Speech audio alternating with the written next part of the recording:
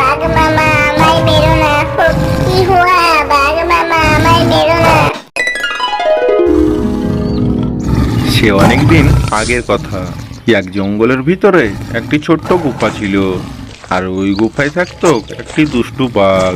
আর বাঘটির নজরে যদি বা কেউ পড়তো তাকে মেরে খেয়ে ফেলতো।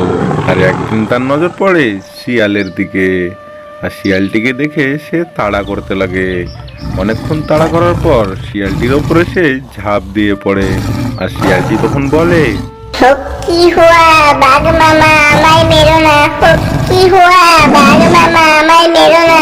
বাঘ মামা আমায় মেরো না, আমাকে মেরো না বাঘ মামা, আমি তোমার জন্য রোজ রোজ নতুন নতুন শিকার খুঁজে এনে দেবো। বাঘ মামা আমায় মেরো না বাঘ মামা। শিয়ালের কথা শুনে বাঘ তখন শিয়ালকে ছেড়ে দেয়।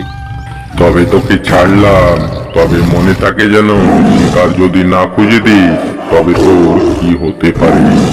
বলে বাঘটা সে তার গুহায় ফিরে যায়। আর বাঘের কথা মতো শিয়াল শিকার খুঁজতে বের হয়। আর বেশ কিছুক্ষণ ঘোরার পর শিয়াল দেখে একটি ছাগল একা ঘোরাফেরা করছে। আর ছাগলটিকে ঘোরাফেরা করতে দেখে সে বাঘের কাছে যায়। বাঘ মামা তাড়াতাড়ি চলো, ওইখানে একটি ছাগল একা ঘোরাফেরা করছে। বাঘ শিয়ালের কথা শুনতেই গিয়ে তার উপরে ঝাঁপিয়ে পড়ে, আর তাকে মেরে সে পেট ভরে খেয়ে চলে আসতো। আর যেটা বেঁচে যেত সেটা শিয়াল খেয়ে পেট ভরে যেত, আর শিয়ালের মনে খুব আনন্দ হতো। আর এইভাবেই জঙ্গলের পশু পাখিদের এক এক করে মারতে থাকে। আর জঙ্গলের পশু পাখিরা তা দেখে খুব ভয় পেয়ে যায়। এরপর একদিন গাধা জঙ্গলের সমস্ত পশু পাখিদের ডেকে মিটিং করে। যেই দিন থেকে বাঘ আর শিয়াল একতা হয়ে গেছে সেই দিন থেকে আমাদের জঙ্গলের পশু পাখিরা এক এক করে মরতেই থাকছে। এর কোনো না কোনো উপায় আমাদেরকে বের করতেই হবে। হ্যাঁ, ওই দুজন মিলে এক এক করে জঙ্গলের পশুদেরকে মেরে খেয়ে ফেলছে। জানি না এরপরে কাকে কখন মেরে খেয়ে ফেলবে। তাহলে তো এর কোনো না কোনো উপায় আমাদেরকে বের করতেই হবে, না হলে তো আমরা এক এক করে সকল পশুরা মারা পড়ে যাব। কি করব না করব এর জন্য আমার মাথায় কিছুই আসছে না, তোমরা এর কোনো উপায় বের করো।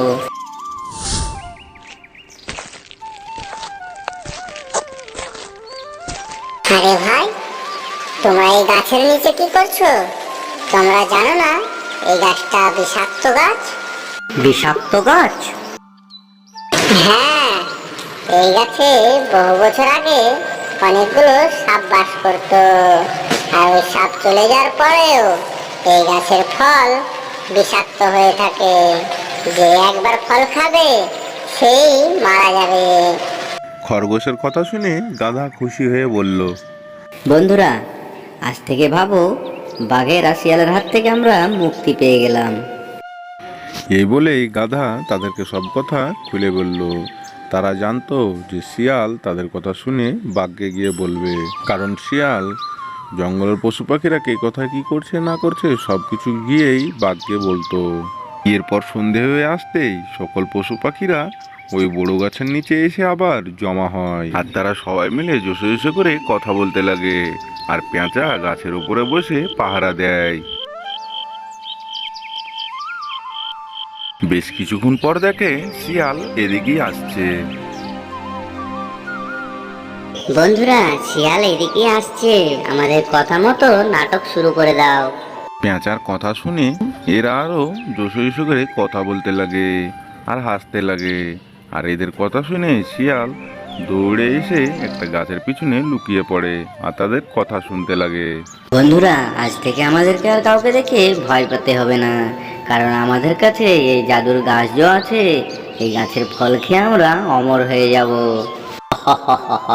আজ থেকে আমরা কাউকে দেখে ভয় পাবো না। ঠিক বলেছো, এই গাছের ফল খেয়ে আমরা অমর হয়ে যাব। শিয়াল তাদের কথা শুনে বলল, গাছের ফল খেয়ে অমর হওয়ার আশা, এই আশা তোমাদের কোনোদিনই পূর্ণ হবে না। বলেই শিয়াল ওখান থেকে পালিয়ে বাঘের কাছে যায়। শিয়ালকে যাতে দেখে গাছের উপর থেকে পেঁচা বলল, বন্ধুরা, আমাদের বুদ্ধি কাজে লাগলো। শিয়াল বাঘকে বলতে চলে গেছে।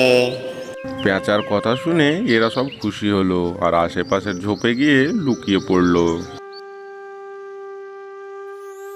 বেশ কিছুক্ষণ পর শিয়াল আর বাঘকে আসতে দেখে গাধা চুপ হয়ে গেল। আমাকে বলো তোমরা কোন ফলের কথা বলছিলে? ওই ফল খেয়ে নাকি আমি অমর হয়ে যাব। ফল? কিসের ফল? আমি তো কিছু বুঝলামই না। বেশি চালাকিগিরি করো না, আমি তোমাদের কথা সব গাছের পিছনে লুকিয়ে শুনেছি। তবে তুমি শুনিলেছ? তবে হ্যাঁ, এই গাছেরই ফল। যে খাবে সে সারা জীবনের মতো অমর হয়ে যাবে। আর এই গাছের ফল সবাই তো খেয়ে ফেলেছে, আমি বাকি ছিলাম। এবার আমিও খেয়ে অমর হয়ে যাব। তোমার এই স্বপ্ন আর কোনোদিনই পূরণ হবে না। ফল তো আমি যখন ইচ্ছা খেতে পারবো, কিন্তু তার আগে তোমাকে খাবো। আরে, এ কি করছেন বাঘ মহারাজ? আগে কাঁচা মাংস খেলে ফলের শক্তি কোনো কাজেই লাগবে না। ওর চেয়ে ভালো তুমি আগে ফল খেয়ে নাও, তারপরে আমায় খেও। আমি তো আর কোথাও পালিয়ে যাচ্ছি না। খুব ভালো হলো তুমি আমায় বলে দিলে। তাহলে আগে আমি ফল খেয়ে নিই, তারপরে তোমায় খাবো। কিন্তু বাঘ মহারাজ, তুমি এই ফল খাবে কি করে? এই গাছের ডাল তো অনেক উঁচু, এই ফল তুমি পারবে কি করে? চুপ করো, আমি এই জঙ্গলের রাজা। এরপর সে পেঁচাকে বলল, পেঁচা, তুমি যে গাছে বসে আছো সেই গাছের ফল পেড়ে একটা ফেলো তো। পেঁচা বাঘের কথা শুনতেই একটা ফল পেড়ে নিচে ফেলে দেয়। এবার আমি এই ফলটা খেয়ে অমর হয়ে যাব। এই বলেই বাঘ ফলটা খেতে শুরু করে দিল। আহ, ফলটা খেতে কি সুন্দর, কি টেস্টি। ফল খাওয়ার সাথে সাথেই বাঘের পেটে জ্বলন হতে লাগে আর বাঘ চিৎকার করতে লাগে। আহ আহ, আমার পেটের ভিতর এত জ্বালাতন করছে, আমি ঠিকভাবে দাঁড়াতেও পারছি না। এ কি হলো আমার সাথে? সকল পশু পাখিরা যারা সব ঝোপের মধ্যে লুকিয়েছিল তারা সবাই মিলে বের হয়ে আসলো। আহ আহ, আমার পেটের ভিতর জ্বালাতন করছে, আমাকে কেউ জল দাও, কেউ জল দাও আমাকে। এই বলেই বাঘটা লাফালাফি করতে লাগে। এইসব কি? ওর পেটের ভিতরে এত জ্বালাতন হচ্ছে কেন? কি খাওয়াইছো তোমরা ওকে? এই সব তো আমাদের চাল ছিল, তোমাদের দুজনের কাছ থেকে মুক্তি পাওয়ার জন্য। এই বলেই গাধা তখন হাতিকে ইশারা করে আর হাতি শিয়ালকেও একটা ফল পেড়ে খাইয়ে দেয় আর শিয়ালও তখন লাফালাফি করতে লাগে।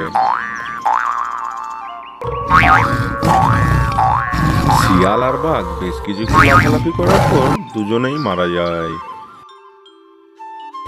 এরপর সকল পশুরা নিজের নিজের জঙ্গলে ফিরে যায়। কি বন্ধুরা, বুদ্ধি থাকলে সবারই কাছ থেকে বাঁচা যায়। গাধার কথা শুনে সকল পশুরা আনন্দতে নাচানাচি করতে লাগে।